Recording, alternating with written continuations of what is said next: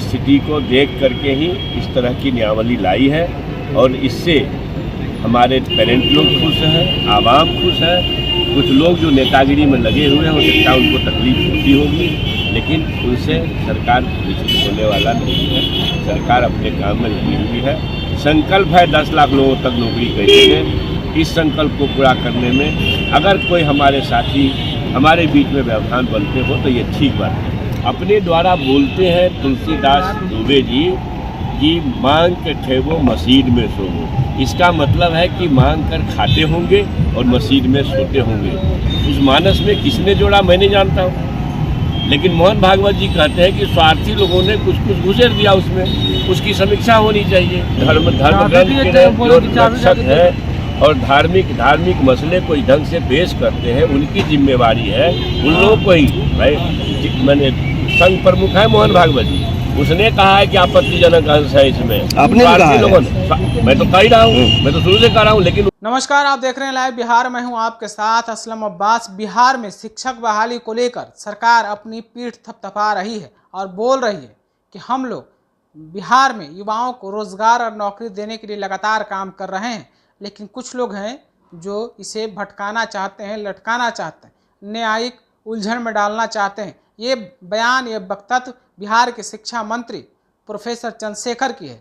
साथ ही साथ वो अपने बयान में रामचरितमानस पर भी एक बार फिर से बोलते हुए नजर आ रहे हैं और साफ तौर पर कह रहे हैं कि रामचरितमानस में जिस तरीके की बातें लिखी हुई है, खास करके वो मोहन भागवत को लेकर भी कोट कर रहे हैं और मोहन भागवत का मिसाल दे रहे हैं कि उन्होंने भी कहा था कि इसमें कुछ कुछ गलत है, शामिल है। डॉक्टर लोहिया, नागार्जुन, कई तरह के नाम वो गिना रहे हैं।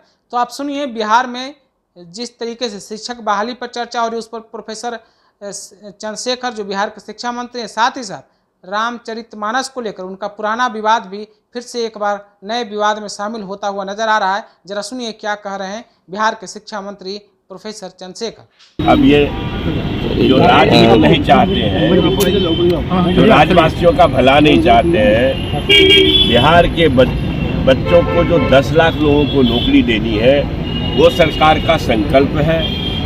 माननीय मुख्यमंत्री जी का, माननीय उप मुख्यमंत्री जी का। तो इस संकल्प में अगर कोई प्रयास करके कहीं न्यायिक मामले में लोगों को फंसाते हैं, ले जाते हैं, तो ये माना जाएगा कि ले जाने वाले लोगों की मंशा बिहार वासियों के हित में नहीं है, बिहार के बेरोजगार बच्चों की। महागठबंधन की कई पार्टियां संशोधन उसमें चाहती हैं सर। अब ये संशोधन अगर चाहती है तो सरकार सब पर नपे तुले स्थिति को देख करके ही इस तरह की नियमावली लाई है और इससे हमारे पेरेंट लोग खुश हैं, आवाम खुश है।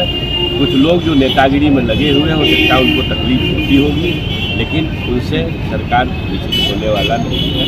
सरकार अपने काम में लगी हुई है। संकल्प है 10 लाख लोगों तक नौकरी कैसे दें और फिर 10 लाख लोगों को रोजगार कैसे दें। इस संकल्प को पूरा करने में अगर कोई हमारे साथी हमारे बीच में व्यवधान बनते हो तो ये ठीक बात है। यार फिर से बयान आया है उस पर रामचरितमानस पर कि ये मस्जिद में लिखा गया क्या? आप एक चीज बताइए, एक चीज बताइए, अगर वो मांग के ठेवो मस्जिद में सो, मस्जिद में लिखा गया कि नहीं लिखा गया मैं वहाँ तो देख नहीं रहा था, मेरा अनुसंधान वहाँ तक है भी नहीं। लेकिन एक व्यक्ति अपने भ्रमण के काल में अपने द्वारा बोलते हैं तुलसीदास दुबे जी कि मांग के ठेवो मस्जिद में सोवो। इसका मतलब है कि मांग कर खाते होंगे और मस्जिद में सोते होंगे।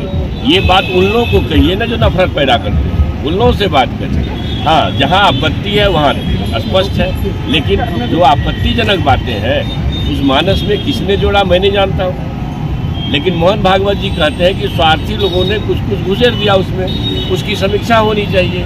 तो मोहन भागवत जी से सवाल करना चाहिए कि भाई आप तो हिंदूवाद के सबसे बड़े संगठन के प्रवर्तक हैं और आप ये महसूस करते हैं कि जो इस तरह की धर्म ग्रंथें हैं जिसमें कुछ आपत्तिजनक अंश है, तो उसी आपत्तिजनक अंश को हटा करके न मानस को हो या और भी धर्म ग्रंथ हो, हम लोगों की वकालत है कि भाई जो आपत्तिजनक है तो इसको डॉक्टर लोहिया ने भी कहा है, बाबा नागार्जुन ने भी कहा है, पंडित रामचंद्र शुक्ल ने भी कहा है कि भाई मानस में कुछ आपत्तिजनक अंश है।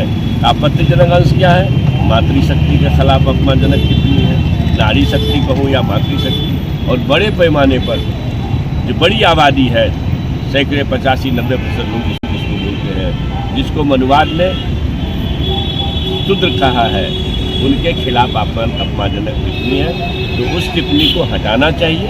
यही तो लगातार हम कर रहे हैं। आपकी सरकार पुनर्लेखन करवाएगी संशोधन करके हटाकर? मैं बताऊं, मैं इसकी जिम्मेदारी लूंगा। मैं धर्म का विवेचना करता हूँ।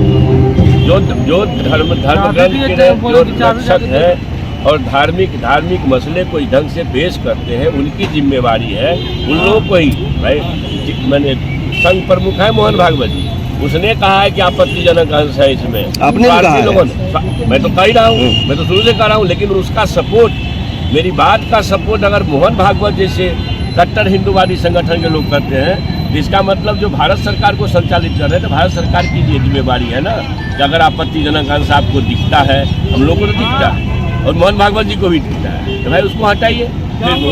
मानस में बहुत अच्छी अच्छी बातें हैं, हजारों ऐसे दोहे श्लोक है, चौपाई है, जो बहुत अच्छा है, जो दर्शन का पुनर्लेखन होना चाहिए। भैया ये बात मोहन भागवत जी से पूछिए और लेकिन तो आपने बिहार के शिक्षा मंत्री चंद्रशेखर को सुना है, वो किस तरीके से शिक्षक बहाली पर और रामचरितमानस पर बोल रहे हैं। उनका साफ तौर पर कहना है कि रामचरितमानस में जरूर कुछ न कुछ गलत है। मोहन भागवत ने भी कई बार कहा है, डॉक्टर लोहिया ने भी कहा है, नागार्जुन ने भी कहा है, इन तमाम महापुरुषों का नाम गिना रहे हैं। साथ ही साथ ये भी बोलते हुए नजर आ रहे हैं कि बिहार सरकार लगातार नौकरी को लेकर काम कर रही है, शिक्षक बहाली की प्रक्रिया अब सही मापदंड से चल रही है और बहाली की प्रक्रिया को पूरी की जाएगी। तो आप बिहार के शिक्षा मंत्री के बयान को लेकर, शिक्षक बहाली पर और रामचरितमानस पर क्या आप राय रखते हैं, अपनी कमेंट हमें जरूर पहुँचाइएगा। दूसरी खबर के लिए लाइव बिहार के साथ बने रहें। आपका बहुत बहुत धन्यवाद। लाइव बिहार यूट्यूब पर सब्सक्राइब और फेसबुक पर लाइक जरूर करें।